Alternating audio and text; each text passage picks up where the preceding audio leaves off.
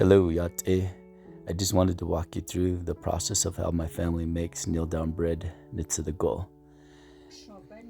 Other families probably make theirs different, and other cultures probably make something similar also too. But here my grandma's just using a sharp knife to just scrape the fresh corn off the cob, and we like to use the corn with the smaller teeth, a yash. And here my mom is just preparing all the other ingredients that we mixed into our white corn, grinded. And here you could see the yellow stuff that I'm grinding, which is the squash, which actually just makes your bread a little bit more softer in texture, and also adds the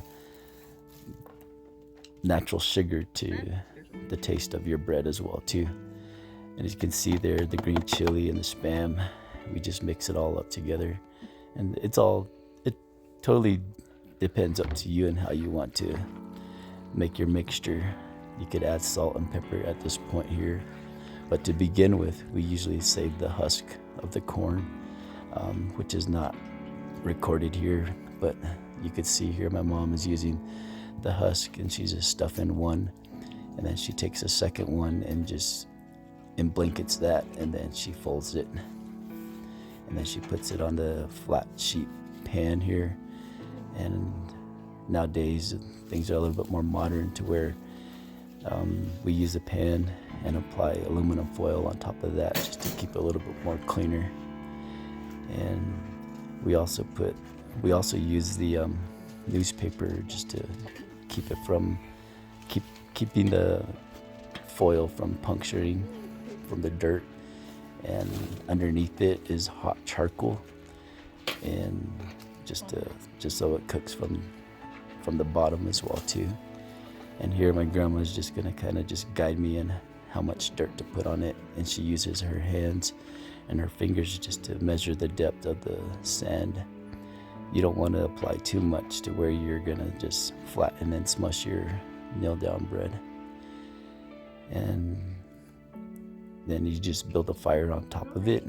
We usually use the juniper tree, the cedar wood, which is a little bit lighter. And like I said, you don't want to put too much dirt on it, and you don't want to put too much wood on top of it to where you're just gonna squish your bread and flatten it. And so we built a fire on top, let it burn down to the charcoal, and we just evenly spread that out, and then apply at least maybe another fire or two. And this is just an extra ripened corn. We just roast that over the hot charcoal. And here, this is our finished product. My grandma would usually like to sit next to the fire as the bread is cooking, and she just uses her sense of smell and knowing that it's done. So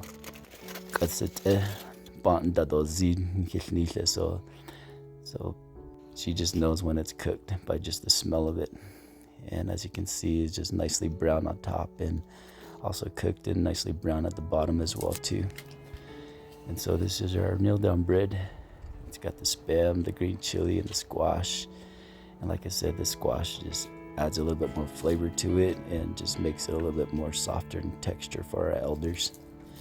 And here my grandma's just gonna indulge in her kneel down bread, just freshly cooked out of the ground. And yeah, my grandma, she just loves this, and she always likes to keep herself busy and prepared for the next time.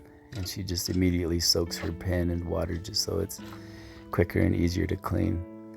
And I just wanted to dedicate this video to my grandma for everything she's taught me and my family. And her smile and just her presence is just breathtaking. And so that I love you, Grandma. Thank you.